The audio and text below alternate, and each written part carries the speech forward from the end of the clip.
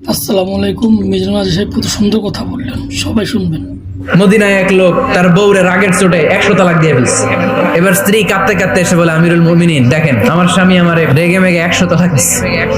ওমর ফারুক বললেন দইরা নিয়ে এটারে নিয়ে আসা হলো। ওমর ফারুক বললেন কয়টা তালাক দিয়েছো? কয় 100টা। কেন দিছো? কয় মাথা গরম আছিল। এরকম আছে না? তালাক দেওয়ার সময় সব তালাক, তুই তালাক, তোর মা তালাক, তোর বোন তালাক, সব তালাক। তালাক দিবে ওয়াইফ রে, দিতেছে সবাই রে। তো ওমর ফারুক বললেন দিবে 3টা, 100টা দিলা কেন? কয় দাঁড়া, তালাক হচ্ছে আল্লাহর দেয়া বিধানের একটা নিদর্শন, এটা নিয়ে তুই খামখেয়ালি করলি। আমার রায় শোন, আমার রায় হচ্ছে 3 তালাকে তোর বউ তালাক, বাকি 97 তালাক তোর পিঠের উপরে পড়বে। এরকম দৃষ্টান্তমূলক বিচার যদি বাংলার জমিনে দেয়া হতো, আর কোন নারী ধর্ষিতা হতো, আর কোন নারীকে অ্যাসিড মারা হতো, আর কোন নারী যৌতুকের জন্য কান্না করতো।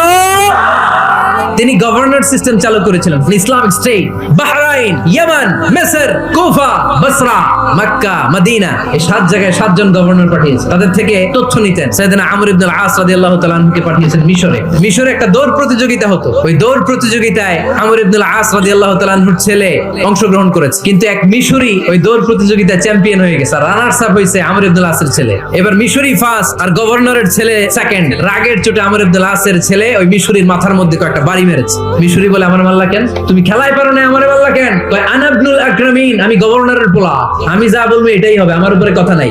মিশরি ওইখানে আর ঝগড়া বাঁধায় নাই, মনে দুঃখ নিয়ে মদিনায় চলে আসলেন।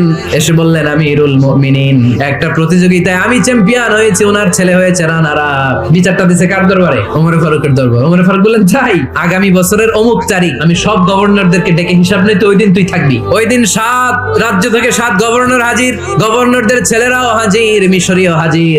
আমর ইবনে আল-আস, তুমি মিশরের গভর্নর, তোমার ছেলে সহ তুমি আসো। এবার বললেন, ও আমর ইবনে আল-আসের ছেলে, তুমি নাকি ইবনুল আকরামিন গভর্নরের ছেলে, তুমি যা বলবা মিশরে নাকি তাই হবে, তোমার নাকি অনেক দাপট। নিজে একটা লাঠি এনে মিশরীর হাতে দিয়ে বললো, এবার তোর মাথায় যতটা মারছে তুই ততটা গুনে গুনে মার। সে বলতেছে, থাক, আপনি বলছেন এতেই যথেষ্ট, মারা লাগবে না, আমি মাফ করে দিলাম। ওমর ফারুক বলল, খবরদার, মার ওর মাথার মধ্যে। মিশরি ওমর ফারুকের ধমক শুনে ভয়ে ভয়ে 3টা বাড়ি মারলো। এই বাড়ি মারা দেখেও ওমর ফারুকের হৃদয় ঠান্ডা হয় নাই।